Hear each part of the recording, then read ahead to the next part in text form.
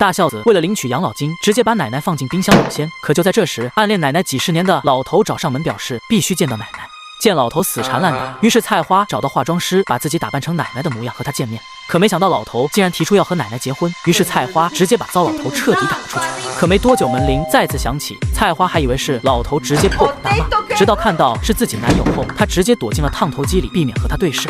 听到男友向奶奶承诺他对菜花的真情实意后，菜花也彻底感动，从内心接受了大山。就这样，两人开启恋爱模式，过上了没羞没臊的生活。没多久，朋友提醒菜花是不是忘了冻成冰棍的奶奶，紧接着3人就当机立断，直接把冰棍奶奶抬出，然后用纱布包裹起来，放进了后备箱，准备带走解冻。可离开时，他们再次倒霉的遇上了巡查的交警，必须要停车检查后备箱有没有存放违规物品。无奈3人只能下车接受检查。本以为他们要吃上不要钱的盒饭时，没想到男友大山赶了过来。可死心眼的大山为了证明女友的清白，直接打开了后备箱。但反转的是，后备箱竟然什么都没有。